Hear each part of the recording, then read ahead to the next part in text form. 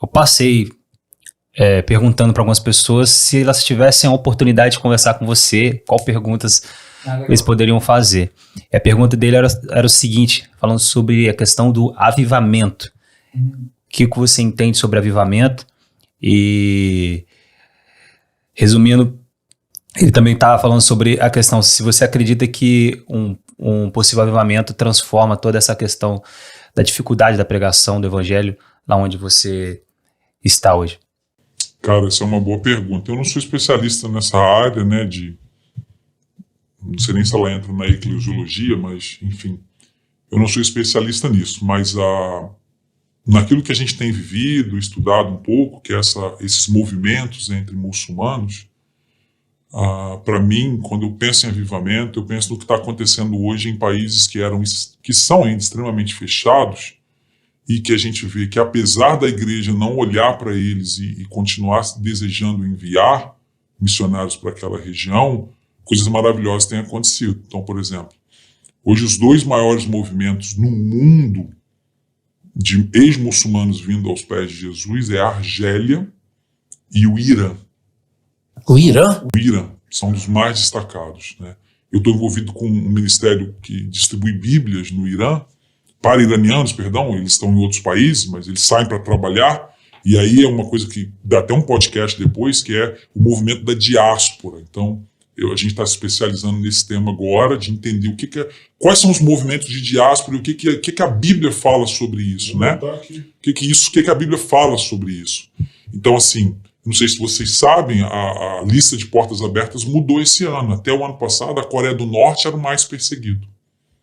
Ano passado, com a volta do Talibã para o Afeganistão, hoje o Talibã é o primeiro país em perseguição do planeta. Aí o que Deus faz?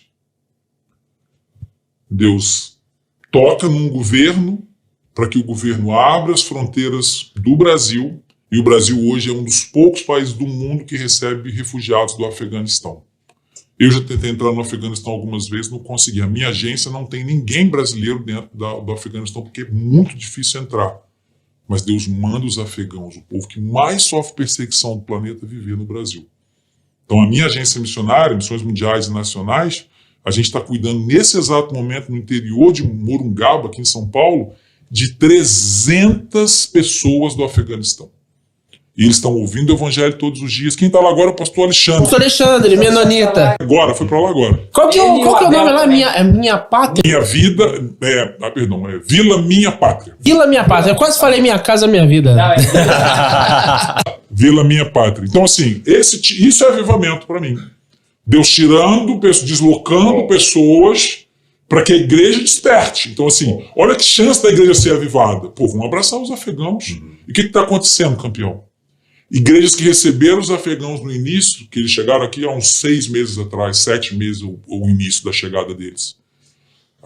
Eu participo de vários grupos aí que trabalham com refugiados no Brasil. Nós temos mais de 25 igrejas que devolveram as famílias refugiadas, porque não sabem lidar com eles. E muitos porque não querem, dá muito trabalho, não é?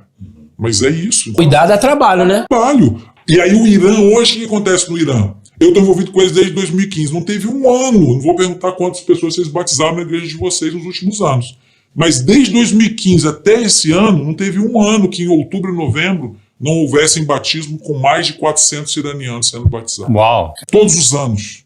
Que avivamento, cara. Todos os anos. Na Argélia é a mesma coisa, os cabilas não são árabes, povos das montanhas, são nômades das montanhas.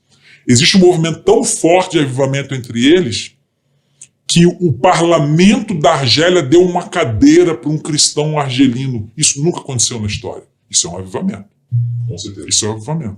Porque esses lugares são a Babilônia do passado, são a Síria do passado. E como é que a gente age estando em cativeiro? Aí a gente volta em Jeremias, aí que ele citou.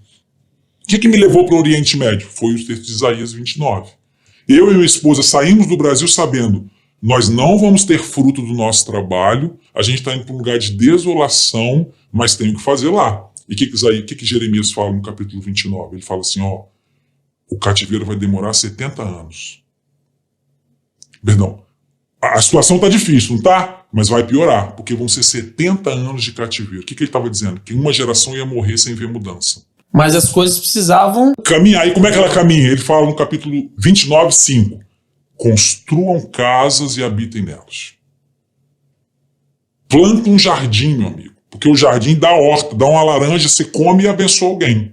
Então não fica parado. Você tá agarrado? Tá, mas planta um jardim. Segunda coisa, geração futura.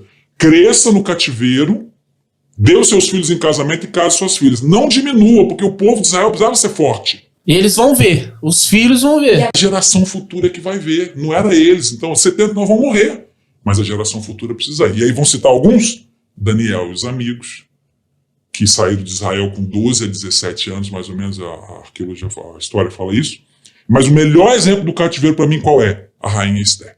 Ela nasceu lá, ela cresceu lá, ela falava e andava como se fosse uma persa, tanto é que ela só participou do concurso porque ela parecia uma persa. Então ela falava igual eles, andava igual eles, mas no coração e no entendimento ela não era. Por quê? Porque a geração anterior ensinou ela bem. Aí quando precisou dela, ela mudou. É o que vai acontecer na Argélia, é o que vai acontecer no Irã. Quando a martelo for batido para uma mudança geral no país, vai ser um cristão desse daí que vai estar lá, em nome de Jesus, para mudar a história daquele povo. Mas é interessante que parece que tem gente que acha que Deus está de braços cruzados, né? E aí você vê, você não consegue entrar no Afeganistão? Então vamos mandar os afegãos para cá, então, entendeu? E a gente vai conseguir alcançá-los ali através da palavra de Cristo. E isso é mover de Deus, isso é avivamento. Isso é avivamento. Na minha opinião, esses são os avivamentos atuais. A China já viveu isso, hoje está um pouco derrubada, mas viveu. A Coreia do Sul viveu. Hoje a segunda maior força missionária do planeta são os sul-coreanos. Não é o Brasil. A gente fala no Brasil que é, mas não é. A sua compreensão sobre avivamento é importante porque no Brasil a ideia de avivamento de muitas pessoas é totalmente diferente. É sobre um movimento, algo mais relacionado ao emocional, né? Mas, ou a experiência transcendental. Sim, sim. Então, a sua visão sobre o negócio foi bastante pertinente. Acredito que a visão das pessoas também vai mudar a respeito disso, depois de te escutar.